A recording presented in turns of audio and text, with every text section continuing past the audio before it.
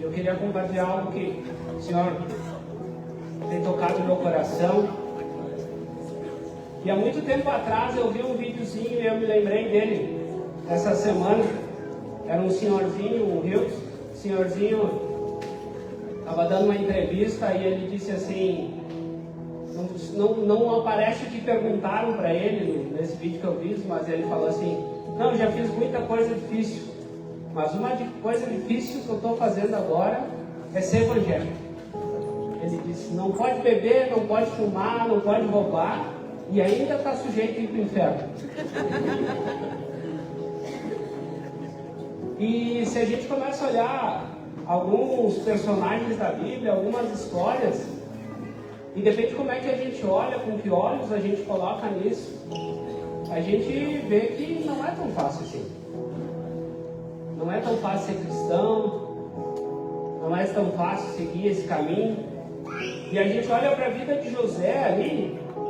José era o cara preferido do pai. Os irmãos dele tiveram inveja, daí ele teve um sonho, os irmãos dele ficaram com inveja dele. Resolveram matar José. Um dos irmãos dele disse, não vamos matar, vamos só deixar ele ali, daí vamos tirar ele do poço depois.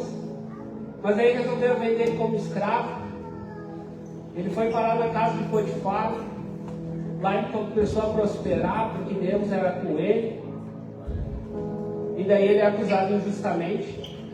É preso, vai parar na cadeia. Interpreta de novo o sonho do copeiro, do padeiro.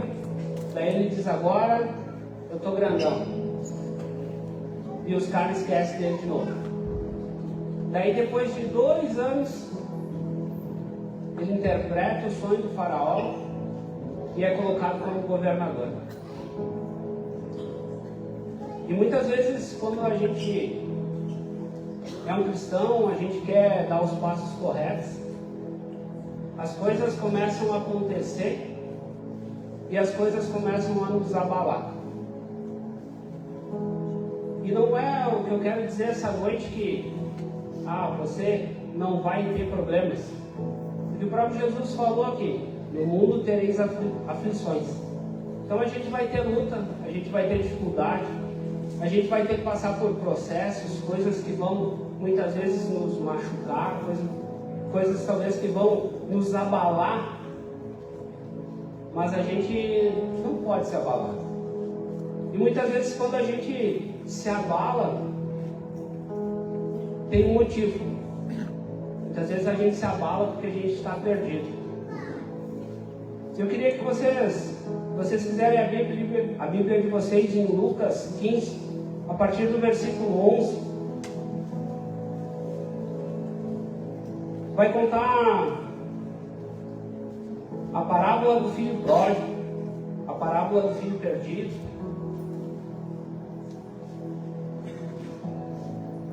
A minha aqui na NVI diz assim, a parábola do filho perdido. Mas acho que esse nome podia ser diferente, podia ser a parábola dos filhos perdidos. No versículo 11 diz assim, Jesus continuou, um homem tinha 2 filhos, o mais novo disse ao pai, pai, quero a minha parte da herança. Assim o pai repartiu a propriedade entre eles. Não muito tempo depois, o filho mais novo reuniu todos o que tinha, foi para uma região distante e lá desperdiçou os seus bens, vivendo desenfreadamente. Depois de ter gastado tudo, houve uma grande fome em toda aquela região e ele começou a passar necessidade. Por isso foi empregar-se com um dos cidadãos da região, que mandou para o seu campo a fim de cuidar de porcos. Ele desejava alimentar-se com as vagens de alfarrobeira que os porcos comiam, mas ninguém lhe dava nada. Caído em si, disse, quantos empregados do meu pai têm comida com fartura, e eu aqui morrendo de fome? Vou me levantar, voltar para meu pai e dizer a ele, pai, pequei contra o céu e contra ti, já não sou digno de ser chamado teu filho, trata-me como um dos teus empregados. A seguir levantou-se e foi para o seu pai. Ele ainda estava longe quando o pai o viu, o qual, movido por compaixão, correu, abraçou-o fortemente e ternamente o beijou. O filho lhe disse: Pai, pequei contra o céu e contra ti, não sou digno de ser chamado teu filho. Contudo, o pai disse aos seus servos: Depressa, tragam a melhor roupa e vistam nele, colocam-lhe um anel no dedo e calçado nos pés, tragam um novilho gordo e matem-no. Vamos comer e festejar, pois esse meu filho estava morto e voltou à vida, estava perdido e foi achado. Então começaram a festejar o seu regresso. Enquanto isso, o filho primogênito estava no campo. Quando se aproximou da casa, ouviu a música e a dança. Então chamou um dos servos e perguntou-lhe o que estava acontecendo. Esse lhe respondeu: O seu irmão voltou e o seu pai matou o novilho gordo, porque o recebeu de volta são e salvo. O filho primogênito encheu-se de ira e não quis entrar. Então o pai saiu e insistiu com ele. Ele, porém, respondeu ao seu pai: Olha, todos esses anos tenho te servido, nunca desobedeci às tuas ordens. Entretanto, tu nunca me deste nem um cabrito para eu festejar com meus amigos. Quando, porém, volta para casa, esse teu filho, que esbanjou os teus bens com prostitutas, mata o novilho gordo para ele.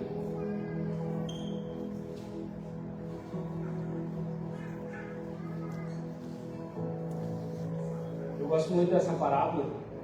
Compartilhei essa mensagem, um pouco disso, sexta-feira, no sermão da Rede Azul. Eu nem tinha escrevido isso de novo para falar, mas todas as vezes que eu leio isso, eu me lembro da cena. Ali um pai sentado numa casa, estilo aquelas casas de filme americano, com um balanço na varanda, olhando para a rua e sempre esperando o filho voltar.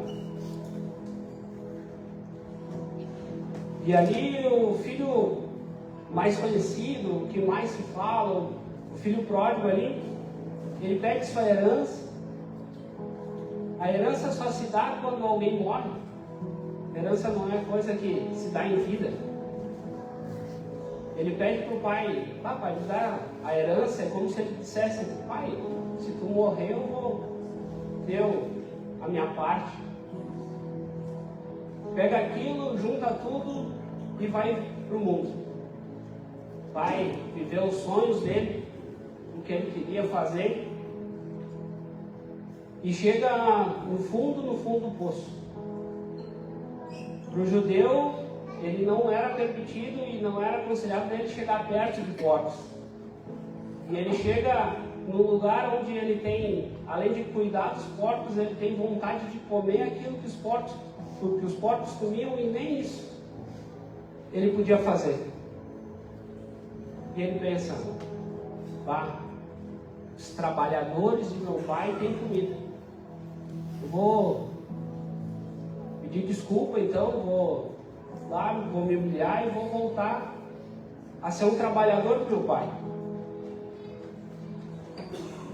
Era isso que ele queria, mas não era isso que o pai queria. Quantas vezes, não aqui, mas os evangélicos, como o senhorzinho do vídeo fala, muitos querem só a bênção. As pessoas saem, vão viver as coisas do mundo, e quando estão no fundo do poço, quando tem necessidades, precisam das coisas, tentam voltar para casa do pai. Mas não querem o relacionamento do pai. Querem somente as bênçãos do pai. Querem somente aquilo que o pai pode dar.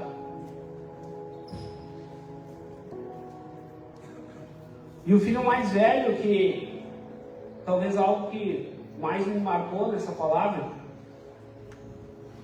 ele trabalhava, ele cuidava daquilo que teoricamente era seu, porque na parábola ali Jesus diz que dividiu os bens entre os irmãos,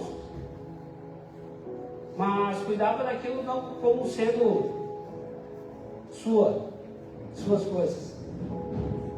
E quando o irmão mais velho, mais novo volta, Ele está voltando do trabalho e vê aquela festa, aquela música, aquilo ali, chama o empregado e diz: o que é isso aí que está acontecendo? O empregado, o pai diz: teu irmão voltou e teu pai está fazendo uma festa. E ali ele faz uma birrinha.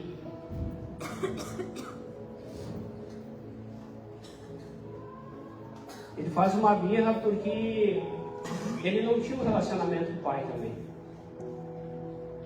Porque se ele tivesse um relacionamento com o pai, ele sabia qual que era a vontade do pai. Como eu descrevi aquela cena do início, da varanda, do balanço, ele teria sentado um dia, final da tarde, ou de manhã, tomado um café, tomado um chimarrão do pai lá na varanda, e dito: pai, o que tem no teu coração?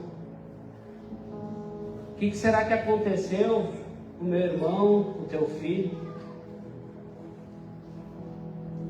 E o pai teria aberto o coração para ele, teria dito: teu filho não volta, não sei se está bem, se está mal, se está vivo, se está morto. Mas quando ele voltar, vou fazer uma festa. Vou mandar matar aquele boi gordo que está lá. E nós vamos festejar, vou trocar a roupa dele, se ele estiver sujo, vou botar um anel de volta no dedo dele. Mas o filho mais velho não sabia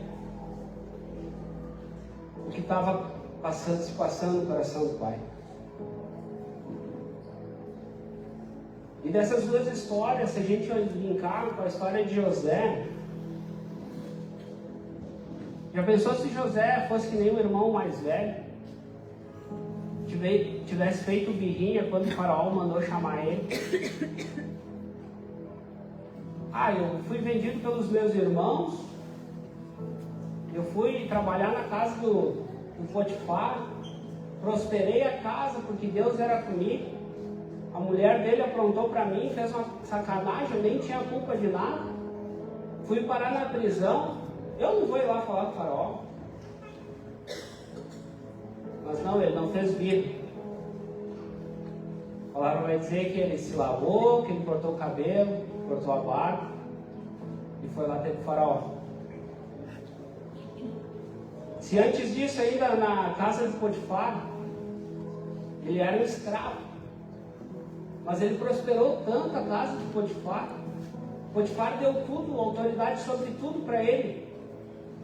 Potifar só disse que ele não podia mexer com a mulher dele. Será que se ele tivesse pedido para Potifar: Potifar, eu tenho saudade do meu pai, olha tudo que eu fiz para ti, não posso voltar lá para o meu pai? Eu não posso voltar, eu não posso dar uma saída?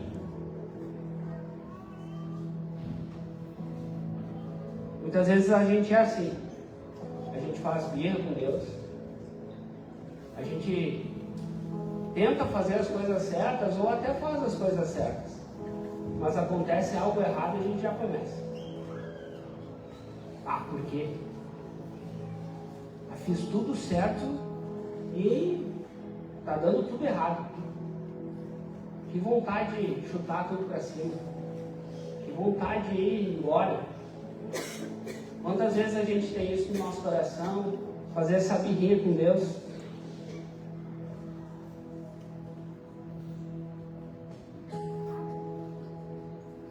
E esse texto, essa parábola na realidade, é uma continuação. No versículo 3, aqui em Lucas 15, vai dizer que Jesus estava sentado com publicanos e pecadores, e vai dizer que ele propõe uma parábola. E a parábola que Jesus propõe, então, no início é lá no versículo 13, e ele começa com a parábola da ovelha perdida. E essa ovelha se perde no deserto, como o filho pródigo. E depois Jesus continua falando no versículo 10, no versículo 8 ele diz: ele propõe outra parábola das 10 dracmas ou das 10 moedas que se perdem dentro de casa. E a gente pode se perder desses dois jeitos na nossa vida. A gente pode se perder fora da casa do pai, como esse filho pródigo, com as coisas do mundo, ou a gente pode se perder muitas vezes como o filho mais velho, dentro da casa do pai, fazendo todas as coisas que teoricamente seriam certas, mas não tendo um relacionamento com o pai.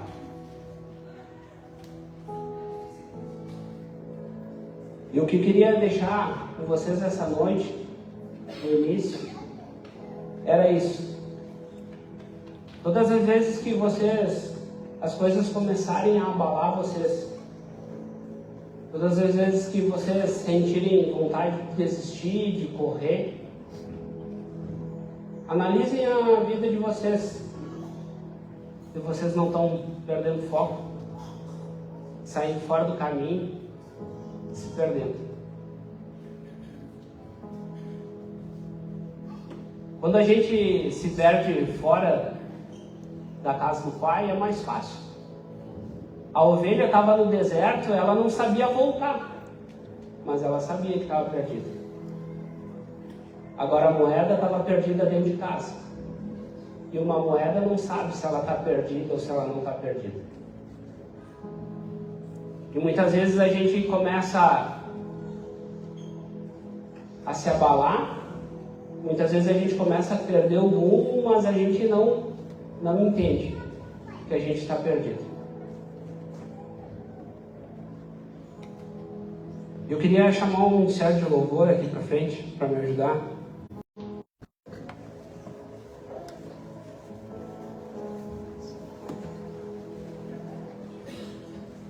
E não importa o jeito que você chegou hoje, talvez foi como o filho pródigo, ou talvez foi como o filho mais velho.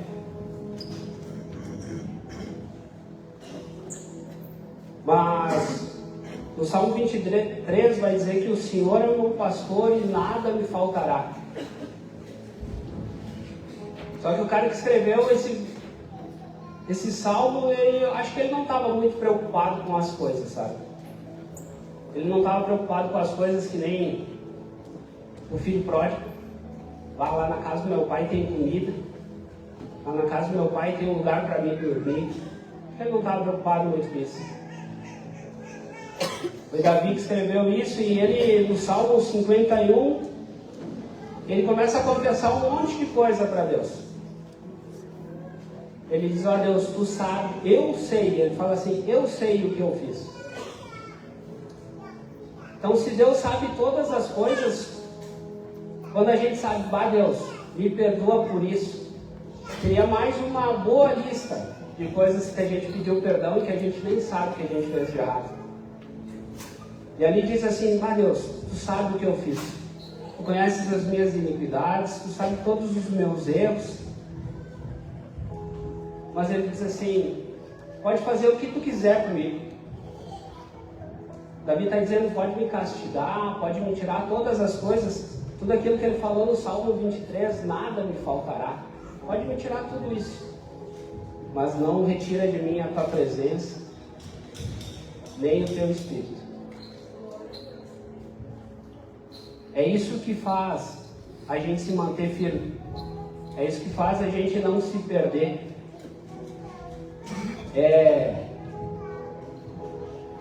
Perder tudo o resto, mas não perder a presença dele e não perder o Espírito dele.